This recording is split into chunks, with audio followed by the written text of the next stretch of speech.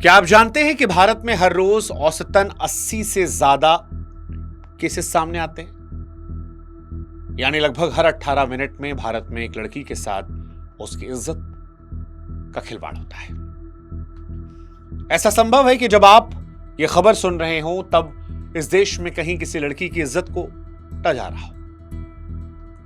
और ये वो केसेस हैं जो किसी तरह पुलिस रिकॉर्ड तक पहुंच पाते हैं, जिन पर एफआईआर लिखी जाती है, जिनके पीछे कोई आवाज है जिसने उन्हें मजबूर नहीं होने दिया, नजरअंदाज करने नहीं दिया।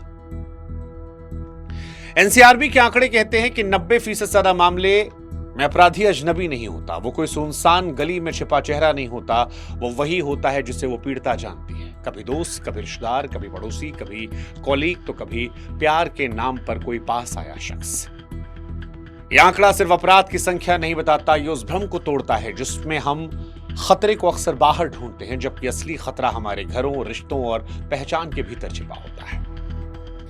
इस देश में बच्चों के मामले और डराने वाले हैं। 2023 में भारत में 1,77,335 बच्चों के खिलाफ केस दर्ज हुआ। इनमें 38% मामले यौन उत्पीड़न के थे, यानी हर 3 में से एक बच्चा यौन उत्पीड़न का शिकार था। और ये वो बच्चे जिनकी उम्र इतनी नहीं थी कि वो समझ सकें कि जो हुआ वो सही था, गलत था, अच्छा था, बुरा था, क्योंकि करने वाले उनके अपने थे। इन आंकड़ों का सबसे खतरनाक असर यह है कि यह हमें सुन्न करते हैं। जब दर्द रोज का अनुभव बन जाए तो संवेदनाएं धीरे धीरे कमजोर पड़ने लगती हैं। पहले हम चौंकते हैं, फिर दुखी होते हैं, फिर बहस करते हैं और अंत में आदत डाल लेते हैं। यही वो मोड़ है जहां अपराध सिर्फ अपराध नहीं रहता, बल्कि एक सामान्य खबर बन जाता है। और सबसे डरावनी बात यह नहीं है कि अपराध हो रहे हैं, सबसे डरावनी बात यह है कि इन अपराधों के हम आदी हो रहे हैं। आज अखबार में कॉलम छपा, शाम को टीवी पर खबर चली, सोशल मीडिया पर कुछ देर गुस्सा, फिर अगली खबर और हम भूल गए। ये नंबर तब तक आंकड़े हैं जब तक अगला नंबर हमारे घर परिवार से नहीं आता, तब तक हमें डर नहीं लगता। और यही अपराधियों को हौसला देता है और अपराध को सामान्य बनाता है। ये बात आज मैं इसलिए कर रहा हूं क्योंकि अनुभव सिन्हा और तापसी पन्नू की एक फिल्म आ रही है 80। उसका मैंने ट्रेलर देखा। पिक्चर का नाम 80 है। मुझे लगा कि 80 नाम क्यों है। फिर ट्रेलर देखकर यह एहसास हुआ कितनी बड़ी बात है, हम आप अनजान हैं। इस ट्रेलर के अंदर कोई खून से सना दृश्य नहीं था, बस कोर्टरूम के सवाल थे। वो सवाल जो कानून से कम और मानसिक प्रताड़ना से ज्यादा जुड़े थे। क्या पहना था, कहां गई थी, किसके साथ थी, किसने किया था तुम्हारे साथ, अरे तुमको पता नहीं तुम्हारे साथ ये कर लिया किसने। जैसे न्याय का मतलब अपराध साबित करना नहीं, बल्कि पीड़िता को थकाना हो। क्योंकि कोर्ट रूम में जो महिलाएं जाती हैं, हर रोज 18 केसेस जो रजिस्टर्ड होते हैं, वहां ऐसा लगता है कि ये सवाल न्याय नहीं तलाशते, ये सवाल चुप्पी पैदा करते हैं। ये निजी बेतुके सवाल है जो किसी एक औरत का नहीं, हमारी पूरी इंसानियत का रेप करते हैं। क्योंकि हर बार जब ऐसा सवाल पूछा जाता है तब एक संदेश जाता है कि अपराध सहन किया जा सकता है, लेकिन सवाल उठाना मुश्किल है। अपराधी से जवाब मांगना कठिन है, लेकिन पीड़िता से सफाई मांगना आसान। और ये सवाल केवल फिल्म तक नहीं है, ये सवाल थानों में पूछे जाते हैं, एफआईआर दर्ज करते हो, मेडिकल जांच के दौरान, समाज की आम बातचीत का हिस्सा बनते हैं, रिश्तेदारों की सलाह में, पड़ोसियों की फुसफुसाहट में, सोशल मीडिया की टिप्पणियों में। और इसीलिए शायद कई लड़कियां डर के मारे खामोश रहना पसंद करती हैं, बोलती नहीं। यहीं से वो खतरनाक चक्र शुरू होता है जहां चुप्पी अपराधियों को ताकत देती है सिस्टम को बढ़ाना। सिस्टम कहता है केस कम दर्ज होते हैं, समाज कहता है लड़कियां बोलती नहीं, और लड़कियां इसलिए नहीं बोलती क्योंकि सिस्टम और समाज दोनों से खिलाफ खड़े हैं। बीते कुछ सालों में अनुभव सिन्हा की फिल्में जो हैं वो इंसान को झकझोरने वाली होती हैं।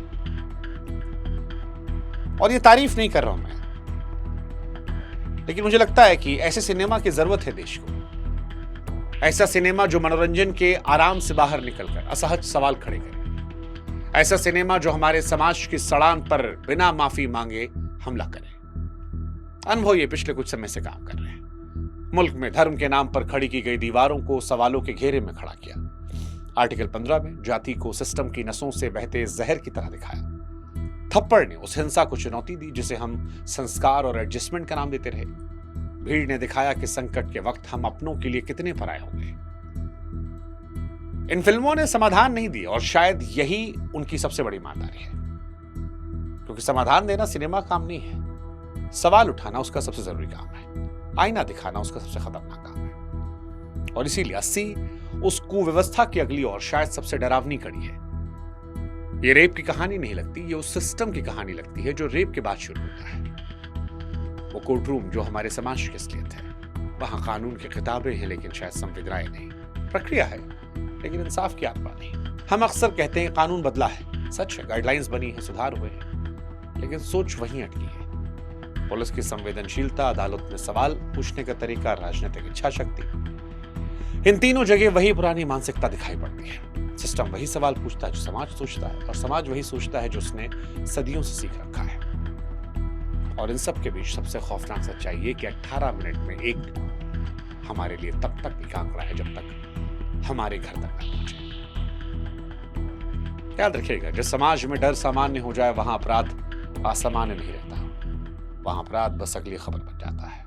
अनुभव सिन्हा जैसे लोग फिल्मों के जरिए व्यवस्था नहीं बदल सकते, उनसे उम्मीद करना भी गलत है। वो हमें आईना दिखा सकते हैं, लेकिन अगर उस आईने में झांक कर भी हम समाज के तौर पर खुद को नहीं बदलते, अगर इस सड़े हुए सिस्टम को यूं ही चलने दें, अगर अदालतों में सवाल पूछने की भाषा नहीं बदले, अगर पुलिस में संवेदना ना आए, तो दोष फिल्म बनाने वालों का नहीं होगा, वो हमारी हार होगी, समाज की हार। जिसने आंकड़ों को खबर बना दिया, इंसानों को नम, जिसने पीड़िता से सवाल पूछना आसान समझा और अपराधी से जवाब मांगना मुश्किल। इतिहास कहता है कि समाज कानून से नहीं बदलते, समाज तब बदलते हैं जब अपनी सड़ान साफ दिखाई दे लगती है। सवाल सिर्फ इतना, हम क्या देखना चाहते हैं, यही सबसे बड़ा सवाल है।